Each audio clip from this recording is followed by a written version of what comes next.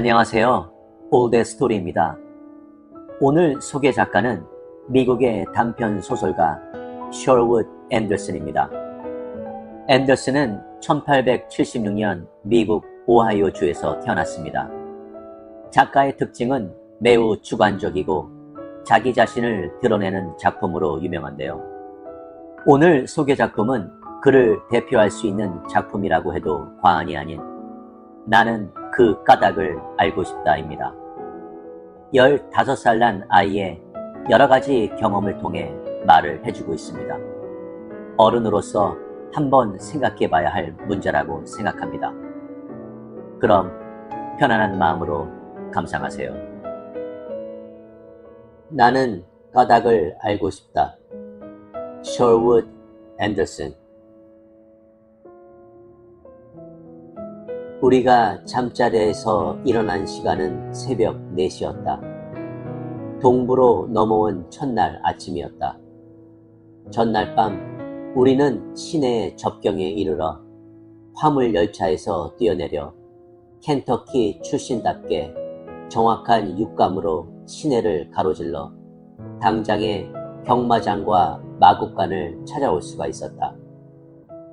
그때 우리는 이제 아무 걱정할 필요가 없음을 알게 되었다. 헨리 터너가 우리가 알고 있던 흑인 사람을 즉시 찾아내었던 것이다. 빌다드 존슨이란 이름의 이 흑인은 겨울만 되면 우리 고장 베커스빌에 내려와 에드 베커신의 말 사육장 축사에서 일을 하는 사람이었다. 빌다드는 다른 흑인처럼 요리를 썩 잘할 수 있을 뿐 아니라 켄터키에서도 우리 고장 사람이 다 그러하듯 말을 무척 사랑했다. 봄이면 빌다드는 일거리를 찾아 나서기 시작한다. 우리 고장 출신의 흑인들은 말재주가 좋아서 어느 사람에게나 빌부터 구워 살만해서는 자기가 하고 싶은 일을 무엇이든지 할 수 있도록 허락을 받아내고 있었다.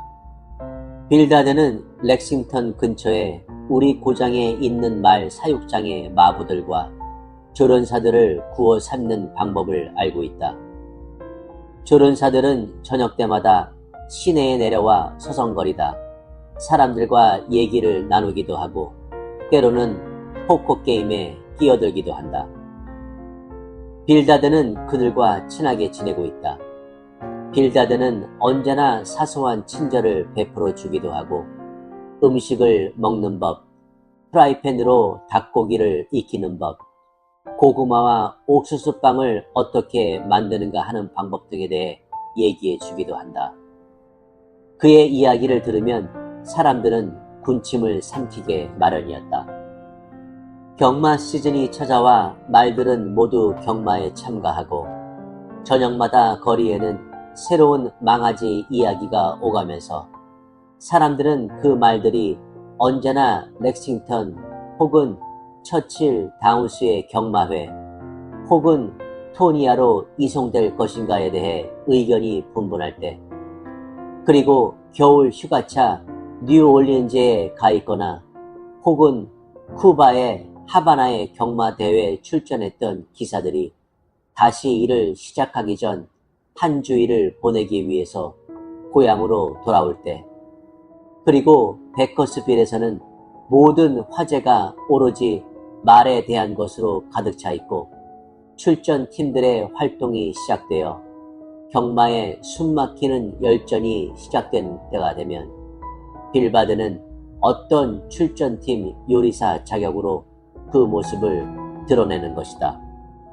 그 시즌만 되면 빼놓지 않고 경마에 참가하며 겨울이면 말이 있고 사람들이 모여들어 말에 대한 이야기로 밤을 새우는 곳에서 일하는 것을 생각해 볼 때 나는 가끔 내가 흑인이었으면 좋았을 걸 하는 생각을 해보기도 했다. 어리석은 이야기겠지만 말 주위에 있고 싶어하는 내 생각이 그런 식이었으니 나는 꼭 미쳤다고 밖에는 말할 수 없다. 하지만 나는 어쩔 도리가 없다. 어쨌든 여러분에게 우리가 무슨 일을 했는지 그리고 앞으로 내가 어떤 이야기를 할지에 대해 말해야 할 것 같다. 우리 4명은 모두 베커스빌 출신이며 모두 백인이며 베커스빌에 남부럽지 않은 집안에 살고 있었다. 우리는 멋진 경마 구경을 하기로 결심했다. 그러나 렉싱턴이나 루이스빌이 아니라 마을 사람들이 귀가 따갑도록 떠들어대던 동부의 사라토가로 가서 커다란 트랙에서 벌어지는 근마한 경마를 한번 구경하기로 결심했던 것이다. 당시 우리는 상당히 어린 나이였다. 내 나이 그때 15살이 갓 넘었는데 우리 4명 중에서는 그래도 나이가 제일 많았다. 계획은 모두 내가 세워두었다. 그리고 다른 아이들을 설득시켜 내 계획에 참여하도록 유도했다.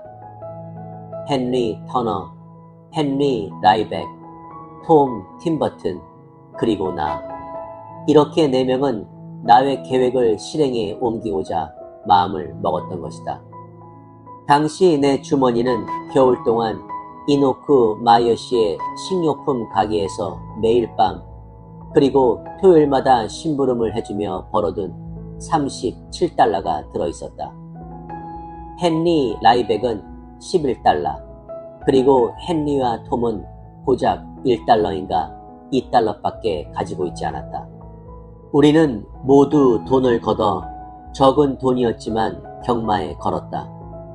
켄터키의 경마가 끝나고 몇몇 화려하고 사나이다운 기수들, 그들은 우리의 우상이기도 하였다.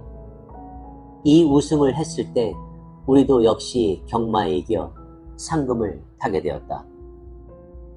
나는 우리가 화물 열차를 몰래 타고 오는 동안 어떤 고생을 했는지에 대해선 말하지 않겠다. 우리는 열차를 타고 클리블랜드와 버팔로 그리고 여러 도시를 지나왔다. 도중에 나야가라 폭포도 보았다.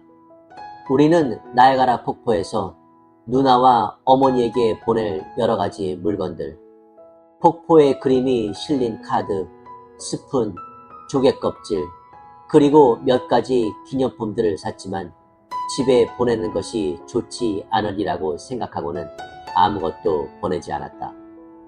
우리는 사람들이 우리 뒤를 쫓아와 붙잡히는 것을 원하지 않았기 때문이다. 앞에서 말했듯이 우리는 밤에 사라토가에 도착하여 곧장 경마장으로 달려갔다. 빌바드 덕분에 우리는 허기를 면할 수 있었다. 그는 우리를 축사 위에 건초더미로 데리고 가서 잠잘 곳을 마련해주고 비밀을 지키겠다고 약속해 주었다. 흑인들이라면 그런 약속은 꼭 지켜준다. 사람들을 배반하는 흑인은 별로 없다. 우리같이 집을 도망쳐 나온 아이들이 어떤 백인을 만났다고 하면 그 백인은 처음에는 아무렇지도 않은 듯한 표정으로 쿼터 동전이나 50달러 혹은 무엇인가 주기까지 하지만 그런 다음 즉시 돌아서서 들통을 내버리기 일쑤였다. 백인들이라면 능히 그러고도 남지만 흑인은 다르다. 흑인은 믿을만하다. 아이들에게는 더욱 정직한 사람들이 바로 흑인들이다. 그 이유는 잘 모르지만 여하튼 그렇다. 그해 사라토가 경마 대회에는 고향에서도 많은 사람들이 구경하러 와 있었다. 데이브 윌리엄즈, 아더 멀포드, 제리 마이어스, 그리고 다른 사람들의 모습도 보였다.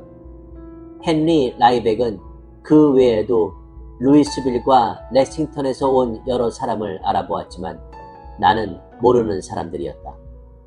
그들은 직업적인 도박꾼이었다. 헨리 라이백의 아버지도 역시 마찬가지였다.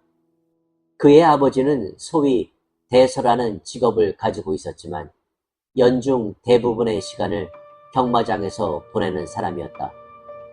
겨울이 되어 베커스빌의 집에 머무는 동안에도 그는 오래 머물지 않고 이웃 도시마다 찾아다니며 페어로 즐기는 사람이었다.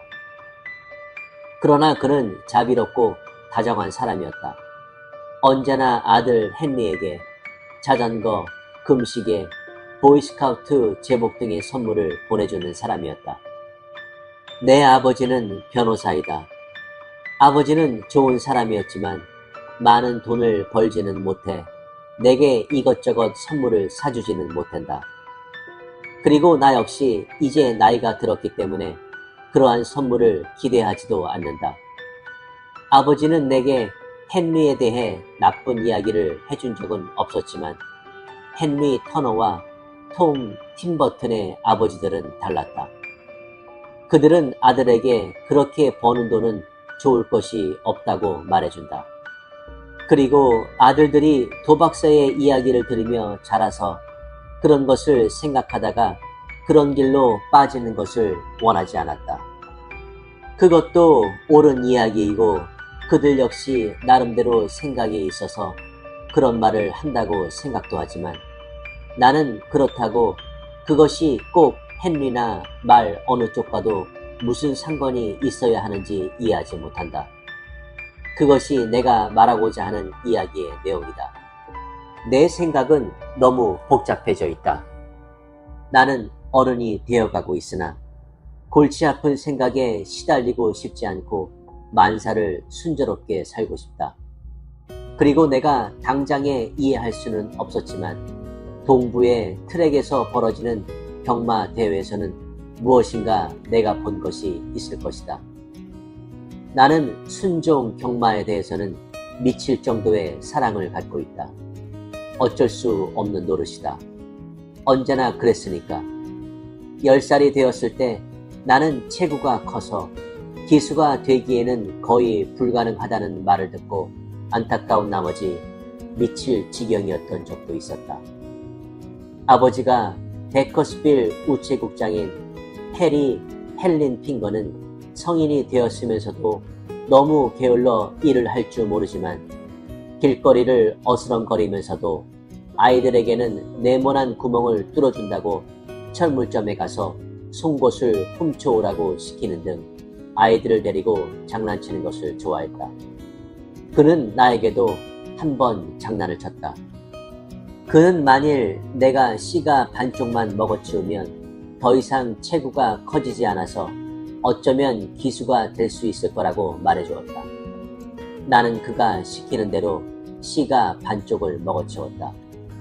아버지가 한눈을 파는 사이 아버지의 주머니 속에서 씨가 하나를 꺼내 어떻게 그렇게 했는지 모르지만 여하튼 구역질을 해가며 씨가를 뱃속으로 집어넣었다.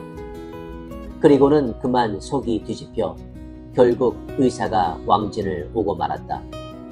그래도 효과는 없었다. 나의 체구는 계속 커지기만 했다.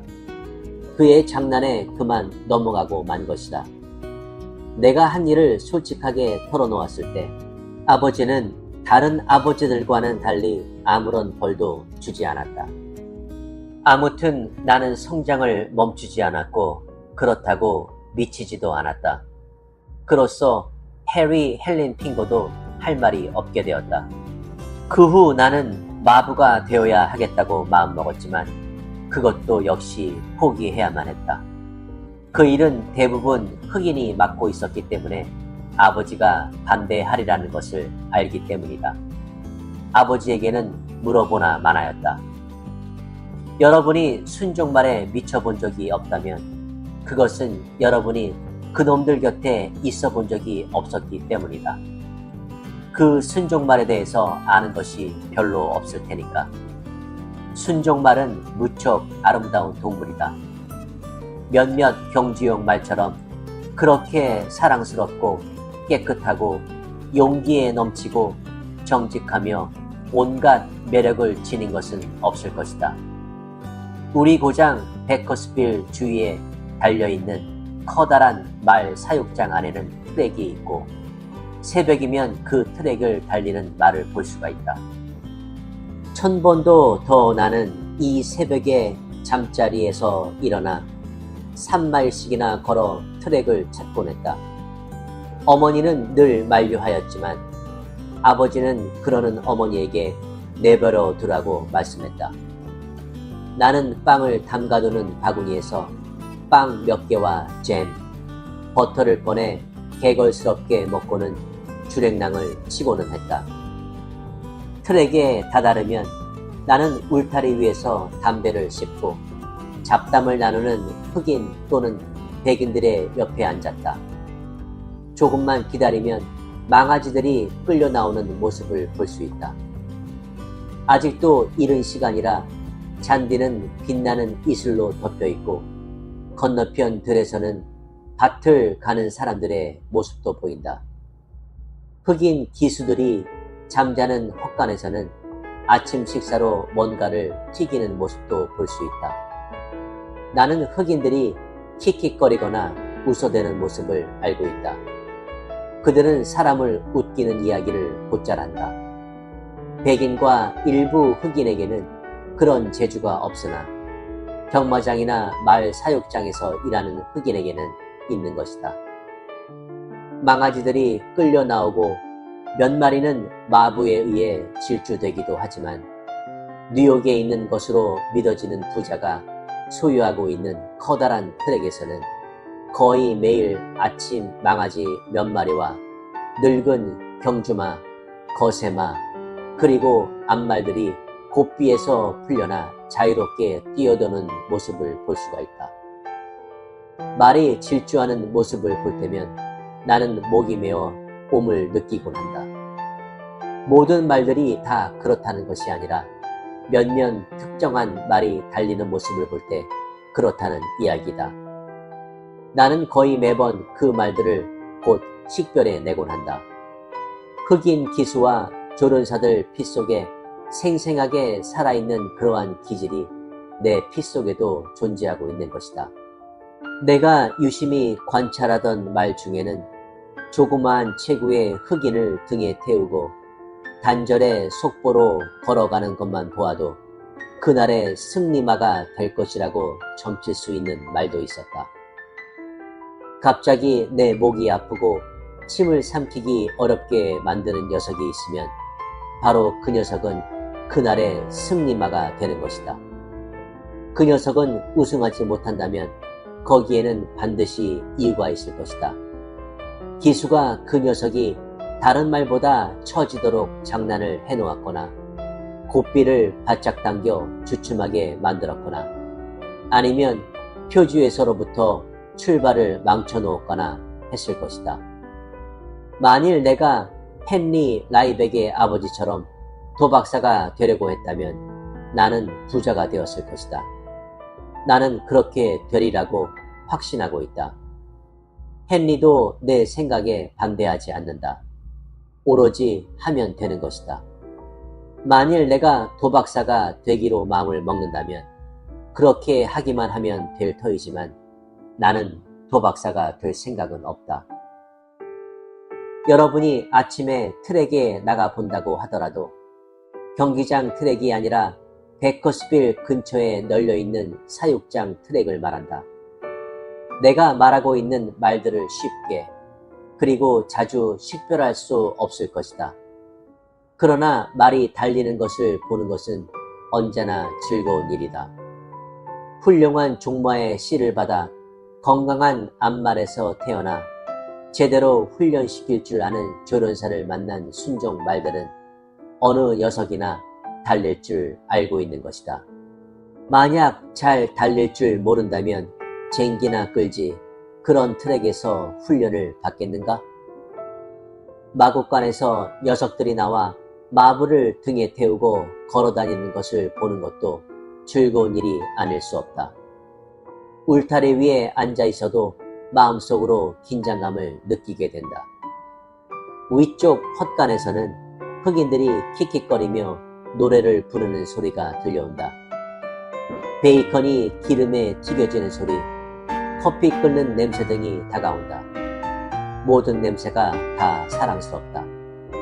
그런 아침에는 커피 냄새, 분뇨 냄새, 말, 흑인, 베이컨, 문 밖으로 새어나오는 파이프 담배 냄새 같은 것보다 더 좋은 냄새를 풍기는 것은 없다. 그런 것들이 사람들의 마음을 사로잡는 것이다. 그리고 이것은 틀림없는 사실이다. 그건 그렇고 사라토가에서 있었던 이야기를 하자. 우리는 그곳에 엿새 동안 머물면서 동네 사람 눈에 띈 적이 없었다. 날씨도 좋고 경주도 보고 훌륭한 말들도 보고 여하튼 우리가 바라던 대로 모든 일이 순조로웠다. 우리는 다시 돈 들이지 않고 집으로 돌아왔다. 빌다드는 우리에게 닭튀김, 빵, 기타 먹을 것이 든 바구니를 하나 들려주었다. 우리가 베커스빌에 돌아왔을 때 내 수중에는 18달러가 남아있었다. 어머니는 잔소리와 함께 눈물을 보였지만 아버지는 별로 말이 없었다. 나는 한 가지만 떼고 모든 것을 다 말했다. 왜냐하면 나 혼자만이 그것을 실행해 보았기 때문이다. 내가 이야기하고자 하는 내용이 바로 그것이다.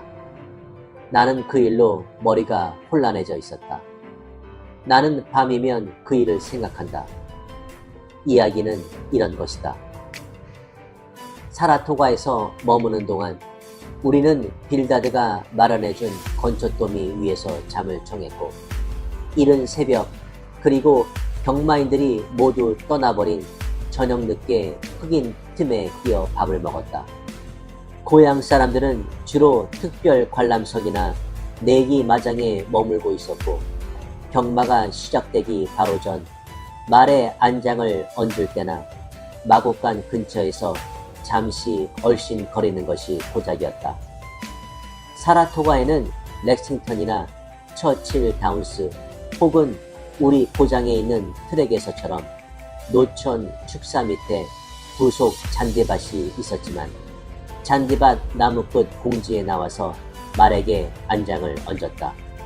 그 잔디밭은 우리 고장 뱅커 보은시집 앞들만큼 매끄럽고 부드러웠다. 그 광경은 참으로 볼만했다. 말들은 땀을 흘리며 힘에 넘치는 듯이 보였다. 몸매도 아름답게 보인다. 사람들이 나타나 시가를 피우며 말을 바라본다. 조련사와 말 주인들의 모습도 보인다. 그 광경을 지켜보는 사람들은 가슴이 두근거려 숨도 쉴 수 없을 지경이 된다. 그리고 출발 준비를 알리는 나팔 소리가 들리면 기수들은 비단 옷을 입고 뛰어나오고 사람들은 흑인과 함께 울타리 끝에 자리를 잡기 위해 줄다름치기 시작한다. 나는 언제나 조련사 혹은 말주인이 되고 싶은 희망을 갖고 있다. 그래서 고향 사람 눈에 띄어 그 자리에서 붙잡혀 집으로 보내질지도 모르는 위험을 무릅쓰고 경마가 시작되기 전 매번 보조 잔디밭으로 갔다. 다른 아이들은 감히 따라 나서지 못했다. 우리가 사라토가에 도착한 것은 금요일이었다. 그리고 그 다음 주 수요일은 큰 경기인 몰포드 핸디캡 대회가 열리게 되어 있었다. 미들 스트라이드와 선 스트리트가 참가할 예정이었다. 날씨도 무척 좋았다. 트랙 상태도 무척 양호했다. 전날 밤 나는 좀처럼 잠을 이루지 못했다. 묘하게도 이 두 마리 경주마는 모두 내 목을 타게 만드는 말이었다. 미들 스트라이크는 몸이 길고 다루기 힘든 말처럼 보였다. 그리고 거세된 말이었다. 그 녀석은 우리 고향 사람 조 톰슨의 소유였다. 조 톰슨에게는 말이라고는 고작 6마리밖에 없었다. 몰포드 핸디캡은 1마일을 달리는 경기인데 미들 스트라이크는 초반부터 힘을 낼 줄 아는 경주마는 아니었다.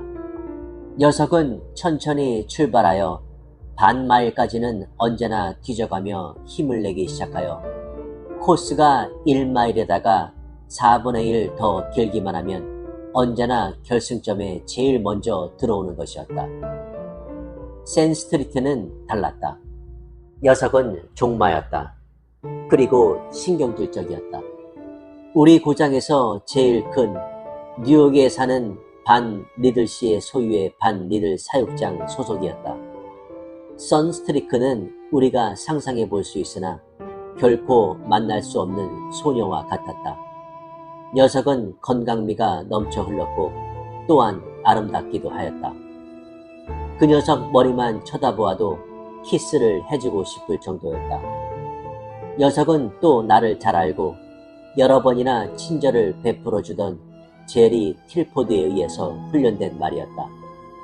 제리 틸포드는 나를 데리고 마곡간으로 들어가 녀석을 가까이서 쳐다볼 수 있도록 해주었다. 그 녀석처럼 사랑스러운 말도 별로 많지 않다. 녀석은 아무 표정 없이 표주에 서 있었지만 몸속에서는 불을 품고 있었다. 그러나 일단 표주의 가로막대가 올라가기만 하면 자기 이름처럼 햇살 줄기가 뻗쳐나가듯 튀어나오는 것이었다. 녀석을 바라보면 온몸이 쑤시는 것 같은 느낌마저 받는다. 때로는 그 느낌이 고통처럼 아프기도 한다. 녀석은 만사 제쳐놓고 새를 쫓는 사냥개처럼 달리기만 할 뿐이다. 나는 미들 스트라이크가 힘을 내기 시작하여 스퍼트하는 모습을 제외하고는 그 녀석처럼 달리는 녀석을 본 적이 없다. 나는 그 경주에서 두 녀석이 함께 달리는 것을 보고 몸이 쑤시움을 느꼈다. 두려운 마음도 들었다. 두 녀석 중 하나는 반드시 패배하리라는 생각이 무척 싫었다. 전에 두 녀석이 함께 달린 경마대회는 없었다. 베커스펠의 노인들도 흑인들도 같은 말을 했다. 그것은 움직일 수 없는 사실이었다. 경마가 시작되기 전 나는 두 녀석을 가까이에서 보려고 보조 잔디장으로 나갔다. 나는 미들 스트라이크를 한참 동안 쳐다보았다. 녀석은 보조 잔디 위에 그다지 오래 서 있는 것을 좋아할 녀석이 아니었다. 나는 선스크리크를 쳐다보았다. 그날은 녀석의 날이었다. 나는 그 녀석을 보는 순간 그것을 알 수 있었다. 나는 사람들 눈에 띄면 어떨까 하는 염려도 망각하고 그 녀석에게 바짝 다가섰다. 베커스펠에서 온 고향 사람 중에 나를 알아본 사람은 아무도 없었다. 단지 제리 틸포드만 나를 알아보았다. 그리고 어떤 일이 벌어졌던 것이다. 이제 그 일에 대해 얘기를 하려 한다. 나는 그 녀석을 바라보면서 마음속으로 애가 타는 것을 느끼고 있었다.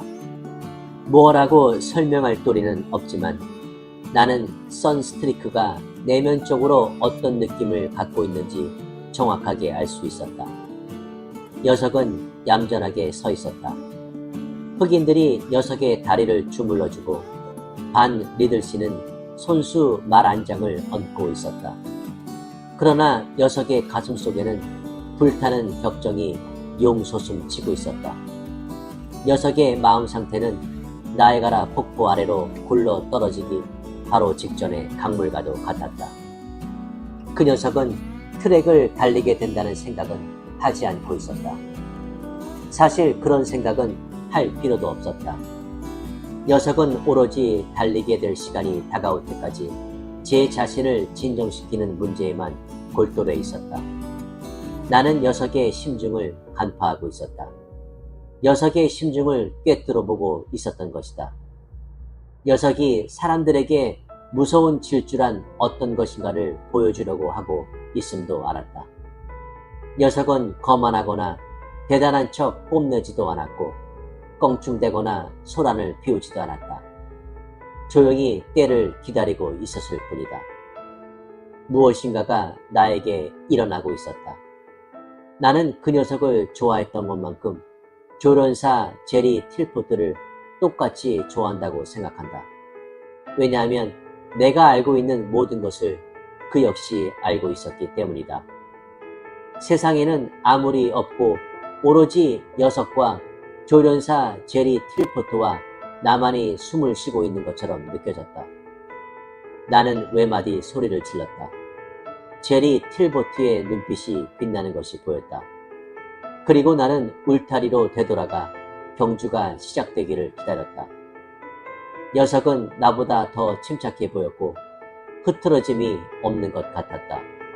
이때쯤이면 그 녀석에 대해 내가 제리보다 더 잘 알고 있었다. 녀석은 아무 소리도 내지 않고 얌전했지만 곧 달리게 될 것임을 알고 있었다. 선스트리크는 예상대로 1등으로 달렸고 게다가 1마일 세계 기록을 깨트려 버렸다. 그 밖에 다른 것을 보지는 못했다고 하더라도 나는 녀석이 달리는 것만은 똑똑히 보았다. 모든 것이 예상했던 대로였다. 미들 스트라이크는 내가 짐작했던 것처럼 출발점에서부터 멍하니 서 있다가 뒤에서 달려 결국 2위를 차지했다. 녀석도 언젠가는 세계 기록을 갖게 될 것이라고 생각했다. 말에 관한 한 백거스비를 따라올 보장은 없었다. 나는 어떤 결과가 일어나게 될 것인가 미리 알고 있었기 때문에 침착하게 경주를 관람할 수 있었다.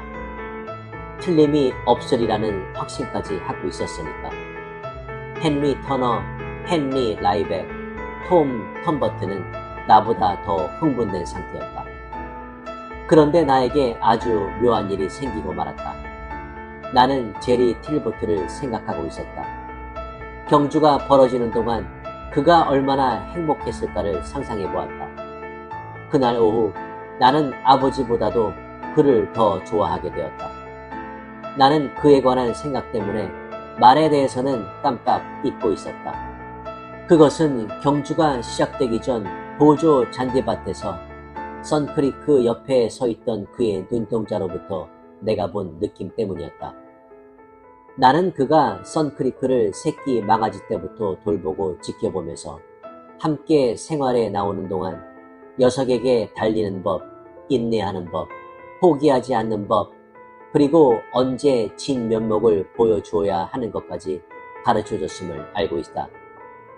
그것은 마치 자식이 어떤 용감하고 훌륭한 일을 치러내는 모습을 바라보는 어머니의 심정과 같으리라는 것을 나는 잘 알고 있었다. 내가 지금껏 어느 남자에게서 그러한 감정을 느껴보았던 것은 결코 없었다. 그날 밤 경주가 끝난 뒤 나는 톰과 헨리, 그들로부터 빠져나왔다. 나는 혼자 있고 싶었다. 그리고 제리 틸보트의 곁에 있었으면 하고 바랬다. 지금 말하려고 하는 것이 그때 일어난 일이다. 사라토가의 경주 트랙은 시 외곽에 자리 잡고 있었다. 깨끗하게 단장된 데다가 주위에는 상록수 종류의 나무들이 늘어서 있었고 잔디 등 모든 것들이 그림을 그려놓은 듯 아름다웠다. 트랙을 벗어나 조금 나가면 자동차를 위한 아스팔트 포장도로가 나오고 그 아스팔트 길을 따라 몇 마일 걸어 내려가면 공터 위에 세워진 작고 괴상한 모습의 농가로 꺾여져 드러난 길이 나타났다. 그날 저녁 나는 그 길을 따라 걸어 내려갔다. 왜냐하면 제리 틸보트와 다른 사람들이 자동차를 타고 그 길로 간 것을 보아두었기 때문이다. 그들을 만나게 되리라고는 생각하지 않았다. 나는 한참 걸어 내려가다가 잠시 쉬려고 길가 울타리 옆에 앉아 생각을 해보았다. 그들이 자동차를 타고 간 방향은 바로 그 길 쪽이었다. 나는 제리와 되도록이면 가까운 거리에 있기를 원했고 사실 그와 멀리 떨어져 있지는 않았다고 느꼈다. 얼마 지나지 않아 나는 새길을 따라 걷다가 그 농가에 다다랐다. 지금도 내가 왜 그랬는지 그 까닭을 알 수 없다. 나는 밤이면 아빠를 기다리는 어린아이처럼 제리를 만나지 않고는 외로워 견딜 수 없는 것처럼 느꼈다. 바로 그 순간 자동차 한 대가 다가오더니 내 쪽으로 방향을 트는 게 아닌가? 그 차 속에는 제리뿐만 아니라 헨리 라이백의 아버지, 아더 베드포드, 데이브 윌리엄즈, 그리고 내가 모르는 낯선 남자 2명이 타고 있었다. 그들은 모두 차에서 내리더니 집 안으로 들어갔다. 그런데 헨리 라이백의 아버지는 그들과 말다툼을 하며 들어가지 않겠다고 말하는 것이었다. 시간은 불과 9시밖에 되지 않았지만 그 사람들은 모두 술에 취해 있었다. 이상하게 생긴 농가는 바로 질이 좋지 않은 여자들이 기거하는 집이었다. 나중에 알게 된 일이었다. 나는 담장을 기어올라 창문을 통해 집안을 들여다보았다.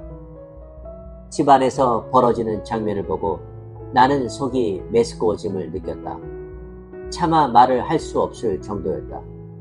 집안에 있던 여자들은 한결같이 추악하고 천박해 보여 쳐다보거나 곁에 있기만 해도 하나도 즐거울 것이 없을 것 같았다.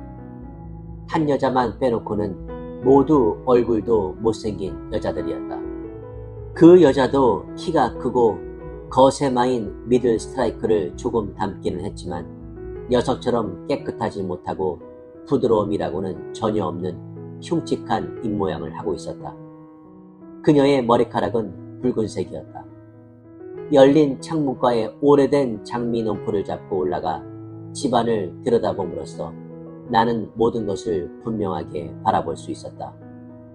여자들은 헐렁한 드레스를 입고 여기저기 널려있는 의자에 걸터 앉아 있었다. 남자들이 방 안으로 들어오더니 몇 사람은 여자의 무릎 위에 걸터 앉았다. 집안에서는 썩은 냄새가 풍겨왔다. 들리는 이야기도 썩어빠진 것들이었다. 겨울만 되면 베커스필 같은 마을의 말 사육소 축사 주위에서 들을 수 있기는 했지만 곁에 여자가 있을 때에는 전혀 들을 수 없는 종류의 이야기들이었다.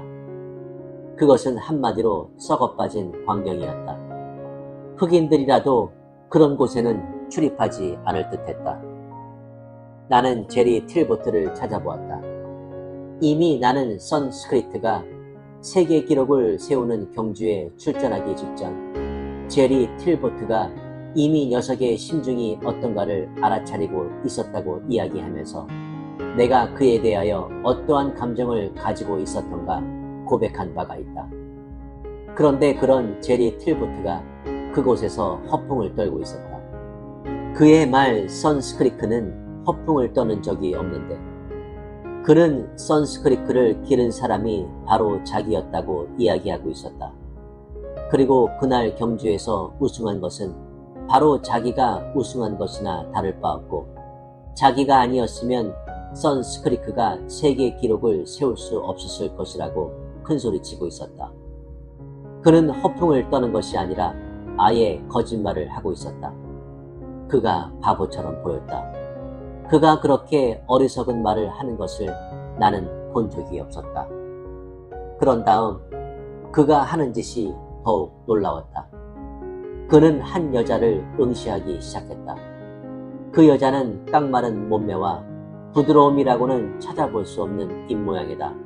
거세마인 미들 스트라이크를 조금 닮기는 했지만 녀석처럼 깨끗해 보이지 않는 여자였다. 그런데 그의 눈이 그날 오후 트랙의 보조 잔디밭에서 나와 선크리크를 바라보던 때와 조금도 다름없이 빛나기 시작했다. 나는 놀랍기도 하고 어리둥절하기도 하여 창가에 꼼짝 않고 서 있었다. 그러나 마음속으로는 트랙에 그냥 남아 친구와 흑인들 그리고 경주마들 틈에 끼어 시간을 보냈다면 얼마나 좋았을까 하고 후회하고 있었다. 그 키가 크고 지저분하게 보이는 여자는 제리 틸보트와 내가 서 있던 창가의 가운데에 서 있어서 그의 모습을 가리고 있었다. 그날 오후 경주가 시작되기 직전 선스크리크가 가운데에 서서 그의 모습을 가리던 생각이 떠올랐다. 그때 내 마음속에는 갑자기 그를 싫어하는 감정이 치솟기 시작했다. 나는 소리를 지르며 집 안으로 들어가 그의 목을 부러뜨리고 싶었다.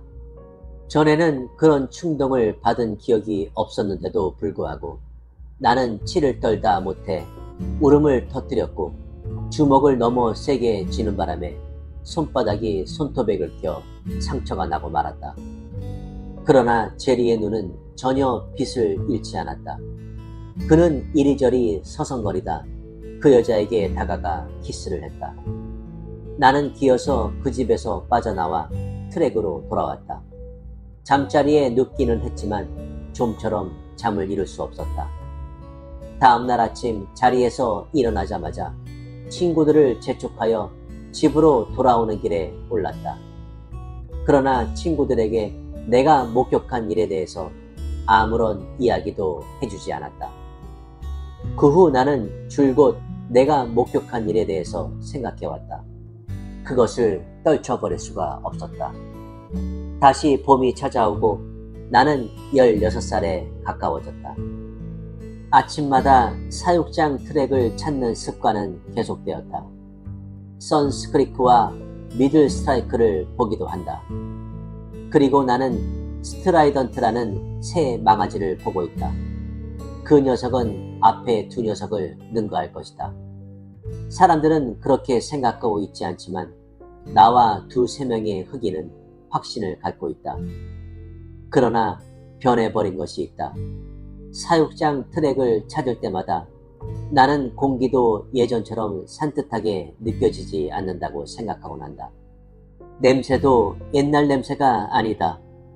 그 까닭을 나는 알고 있다.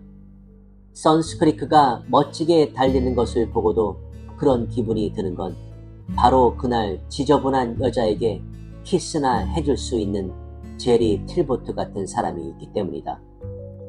나는 그러한 행위를 이해할 수가 없다. 빌어먹을. 그는 무엇 때문에 그런 짓을 하고 싶었을까? 나는 아직껏 이런 생각을 떨쳐버리지 못하고 있다. 떨쳐버리지 못하면 못할수록 경주마들을 살펴보아도 즐겁지가 않고 냄새도 신경을 건드리고 흑인들이 웃는 소리를 들어도 같이 우습지 않고 아무튼 아무것도 마음에 들지 않는다. 때때로 화가 치밀어 오르기도 하고 그럴 때면 그 누구랄 것도 없이 아무하고나 싸움을 하고 싶어진다.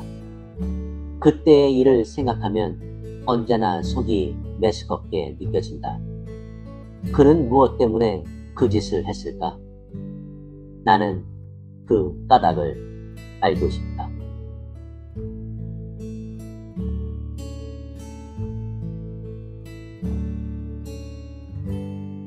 어떠셨나요? 이 이야기는 청소년기 호기심, 환멸, 순수함의 상실이라는 주제를 탐구하며 말과 경마의 열정을 가진 어린 소년의 관점에서 가슴 아픈 이야기를 제시하고 있습니다. 주인공은 말과 경마 세계에 대한 깊은 존경심을 묘사합니다. 그는 특히 선스크리크라는 말과 그 트레이너인 제리 틸포드에게 반했습니다. 틸포드와 말에 대한 소년의 존경심은 세상에 대한 그의 이상주의적 관점을 나타내고 있습니다. 하지만 그 소년은 틸포드가 의심스러운 평판을 가진 여성과 곤경에 처한 것을 목격하고 말죠. 이 예상치 못한 만남은 소년이 이상화된 틸포드와 경마의 세계에 대한 이미지를 산산이 부수어버립니다. 순수함의 상실과 환멸, 그의 영웅이었던 제리 틸포드에 대한 이상주의적 관점은 그가 목격한 가혹한 현실에 의해 파괴됩니다. 마지막으로 소년이 반복적으로 하는 나는 왜 그런지 알고 싶어 라는 말은 어른 세계의 복잡성과 그가 존경하는 사람들의 행동을 이해하고자 하는 절실한 열망을 강조하고 있습니다. 결국 어른들의 행동 하나하나가 아이들에겐 거울이라고 생각합니다. 마치 이 작품은 어른들에게 강경한 메시지를 보내고 있는 듯 합니다. 어쨌든 이 작품을 통해 저 역시도 많은 반성과 많은 생각을 하게 되었습니다. 여러분들은 혹시 아이들에게 상처 주는 말이나 행동을 하신 적이 있으신가요? 어떤 경우였나요? 구독과 좋아요는 영상 제작에 많은 힘이 됩니다. 감사합니다.